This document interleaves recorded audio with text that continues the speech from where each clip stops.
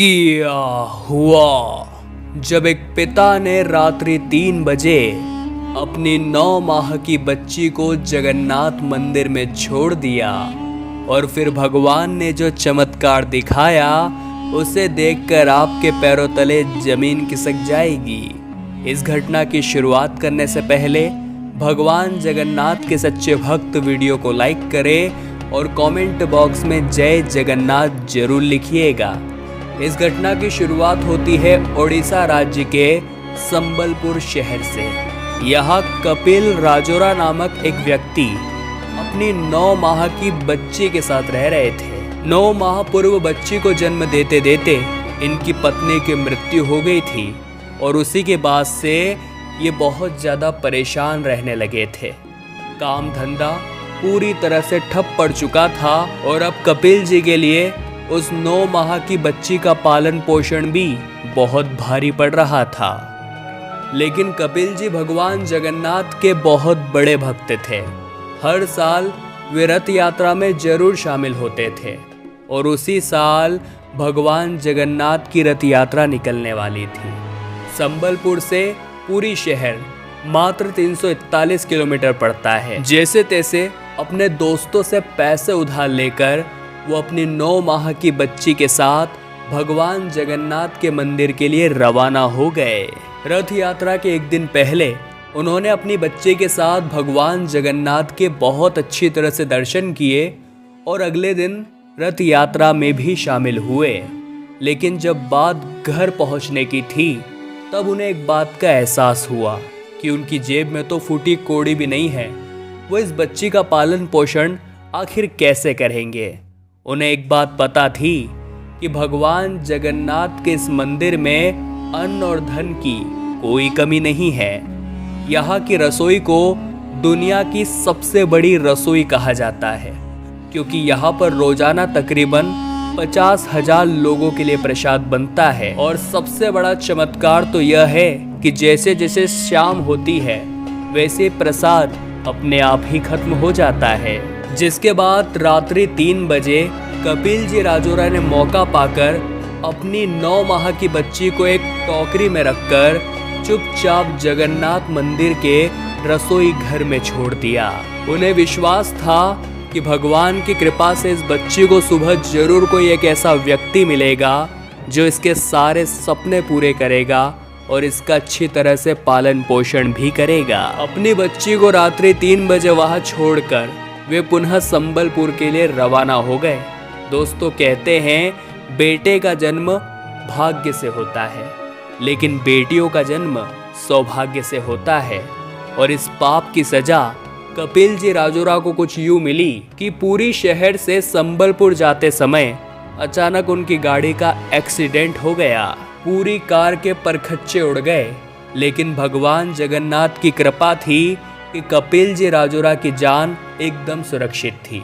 लेकिन वो अचानक से कोमा में चले गए। उनके एक मित्र ने उन्हें अपने घर के एक कमरे में रखा और सुबह होते ही जब जगन्नाथ मंदिर की रसोई घर को पुनः खोला गया तो अंदर का नजारा देखकर सभी महाराज के होश उड़ गए क्योंकि जगन्नाथ मंदिर की रसोई में एक बच्ची जोर जोर से रो रही थी। तकरीबन 500 रसोइये उस समय वहां पर मौजूद थे लेकिन किसी के भी ये समझ नहीं आ रहा था आखिर ये बच्ची यहाँ पर कैसे आई। जिसके बाद पुलिस के माध्यम से उस बच्चे के माता पिता को ढूंढने का बहुत प्रयास किया गया लेकिन किसी को भी उसके माता पिता नहीं मिल पाए। जिसके बाद इस छोटी बच्ची की जिम्मेदारी मंदिर ट्रस्ट ने उठाई और उसका नाम सुभद्रा रखा गया। अब धीरे धीरे समय निकलता जा रहा था और सुभद्रा भी वक्त के साथ बड़ी होती जा रही थी। मंदिर के सभी पुजारी और रसोई घर के सभी रसोइये उसे बहुत अच्छी तरह से जानने लगे थे। और इधर सुभद्रा के पिता कपिल जी राजोरा अभी भी कोमा में थे और इस घटना के तकरीबन 20 साल बाद उन्हें होश आया लेकिन उनकी याददाश्त बहुत कम नजर आ रही थी। जिसके बाद उनके दोस्त ने उन्हें सारी बातें याद दिलाई और कपिल जी की आंखें भर आई।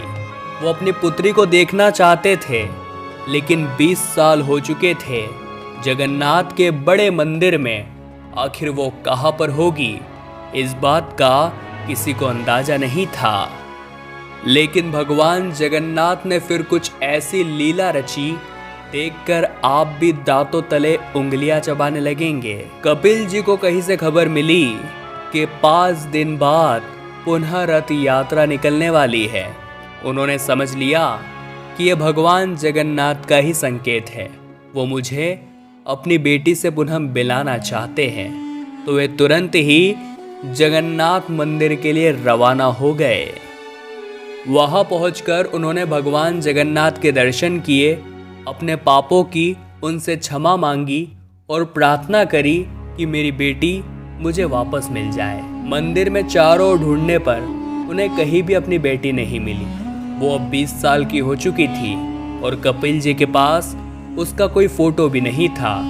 अगला दिन रथ यात्रा का था और कपिल जी बड़े उत्साह के साथ रथ यात्रा देखने के लिए पहुंचे।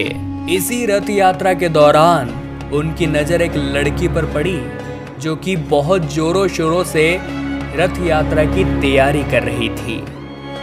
दरअसल वो लड़की कोई और नहीं बल्कि सुभद्रा थी, जो कि कपिल जी की असली बेटी थी। लेकिन इतनी भीड़ में वो उसे पहचान नहीं पा रहे थे। जब वो सुभद्रा के पास गए तो उसके हाथ के पंजे पर उन्होंने वही तिल देखा जो बचपन में उन्होंने अपनी 9 माह की बच्ची के हाथ पर देखा था।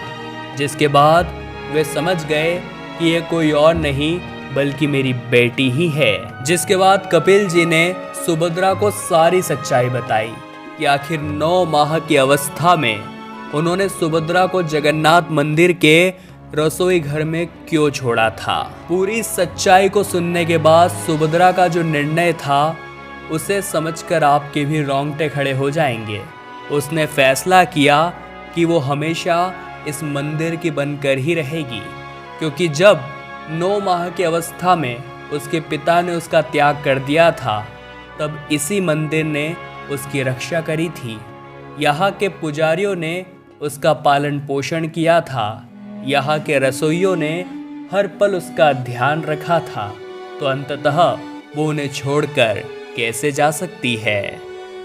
सुभद्रा को अपने पिता से बहुत नाराजगी थी, लेकिन अंततः सब कुछ भूलकर उसने अपने पिता के चरण स्पर्श करे, लेकिन वो सदैव सदैव के लिए जगन्नाथ मंदिर की ही हो गई।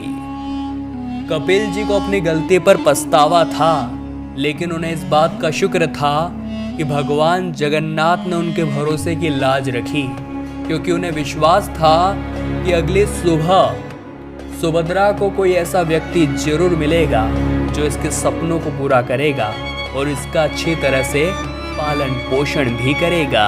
लेकिन दोस्तों, अगर आप जगन्नाथ मंदिर जा रहे हैं तो जगन्नाथ मंदिर की तीसरी सीढ़ी पर कदम भूल कर भी मत रखिएगा, वरना आपका नर्क का टिकट पक्का हो जाएगा।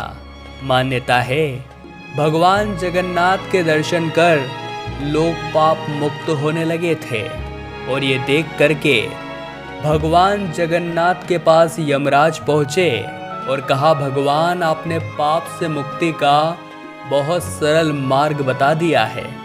लोग आपके दर्शन करते हैं और बड़ी ही आसानी से पाप से मुक्त हो जाते हैं और कोई भी यमलोक नहीं आता। यमराज जी की ये बातें सुनकर भगवान जगन्नाथ ने कहा कि आप मंदिर के मुख्य द्वार की तीसरी सीढ़ी पर अपना स्थान ग्रहण करें और इस तीसरी सीढ़ी को यमशिला के रूप से जाना जाएगा। जो कोई भी मेरे दर्शन के बाद उस तीसरी सीढ़ी या उस शिला पर कदम रखेगा, वैसे उसके सारे पुण्य समाप्त हो जाएंगे और उस इंसान को यमलोक आना पड़ेगा। यह शिला काले रंग की है और बाकी सीढ़ियों से इसका रंग बिल्कुल अलग है। इसी आधार पर आप इसकी पहचान कर सकते हैं। जो जगन्नाथ मंदिर की तीसरी सीढ़ी है, भूल कर भी इस पर कदम मत रखिएगा, वरना सारा पुण्य समाप्त हो जाएगा। जगन्नाथ भगवान का ये मंदिर हमेशा से विज्ञान को चुनौती देता आया है। इसके चमत्कार के आगे सभी वैज्ञानिक अपने घुटने टेक चुके हैं। यह मंदिर कई रहस्यों से घिरा हुआ है। जब आप मंदिर के बाहर रहते हैं तो आपको समुद्र की आवाज़ सुनाई देती है, लेकिन जैसे ही आप मंदिर के अंदर पहुंचते हैं उस समुद्र की आवाज़ बंद हो जाती है और एक कदम बाहर निकालते ही आपको पुनः लहरों की आवाज़ स्पष्ट सुनाई देती है। विज्ञान के नियमों को ये मंदिर हर रोज चुनौती देता है। आप ये बात भली भांति जानते होंगे, जिस वस्तु पर भी रोशनी पड़ती है उसकी छाया भले ही आकार में छोटी बने लेकिन बनती जरूर है।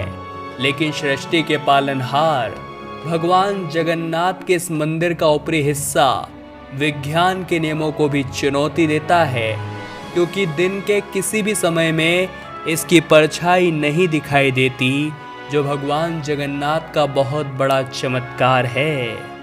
जगन्नाथ मंदिर की यह बात आपको सबसे बड़े आश्चर्य में डाल देगी कि मंदिर के शिखर के ऊपर से न तो कोई विमान गुजरता है और न ही इसके शिखर पर कभी कोई पक्षी बैठता है।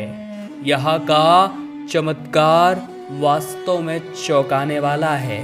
अक्सर समुद्री इलाकों में हवा का रुख दिन के समय समुद्र से धरती की तरफ होता है, जबकि शाम को इसका रुख धरती से समुद्र की ओर बहने लगता है।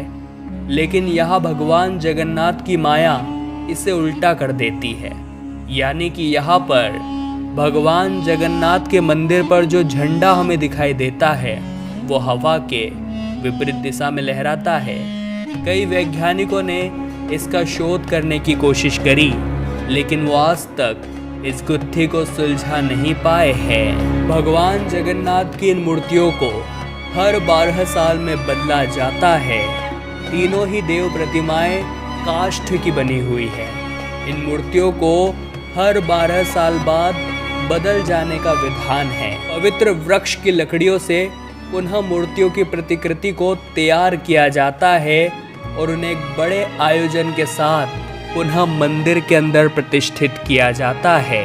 लेकिन दोस्तों, क्या आपको इस बात की जानकारी है कि भगवान जगन्नाथ के इस मंदिर की समुद्र से रक्षा साक्षात संकट मोचन हनुमान जी करते हैं।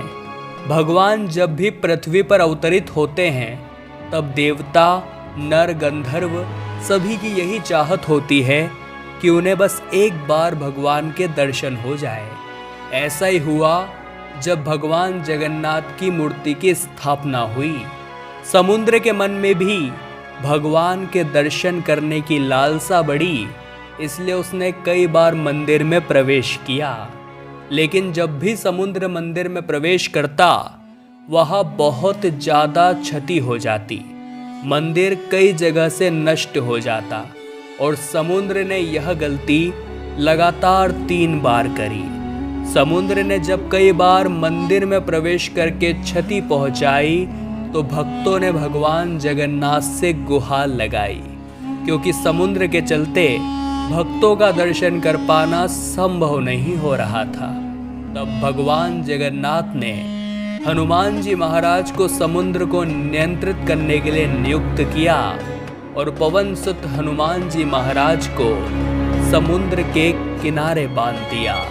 यही वजह है कि पुरी का समुद्र हमेशा शांत रहता है। लेकिन हनुमान जी महाराज भी भगवान के दर्शन करे बिना रह नहीं पाते थे, तो वे भी दिन में एक बार भगवान के दर्शन करने चले जाते थे और उनके पीछे पीछे समुद्र पुनः जगन्नाथ मंदिर में चला जाता था।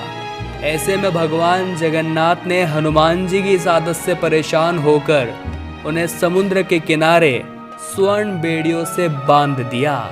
बता दे कि आज भी जगन्नाथपुरी के सागर तट पर बेदी हनुमान जी का प्राचीन मंदिर है, जहां भगवान जगन्नाथ ने उन्हें स्वर्ण बेड़ियों से बांध रखा है। ये चमत्कार और ये रहस्य हमें सचमुच में सनातन पर गर्व करने पर मजबूर कर देता है और उन लोगों के मुंह पर कड़ा तमाचा है जो ये कहते हैं सनातन केवल कल्पना मात्र है। इस पूरी घटना को लेकर आप क्या विचार रखते हैं, हमें नीचे कमेंट बॉक्स में बताइएगा ज़रूर। क्या आप कभी जगन्नाथ मंदिर गए हैं? वीडियो अगर आपको पसंद आई है तो आप लाइक जरूर करें, साथ ही हमारे इस चैनल को सब्सक्राइब करके बेल आइकन को प्रेस करना बिल्कुल भी ना भूलें। अभी के लिए आप सभी दर्शकों को हर हर महादेव।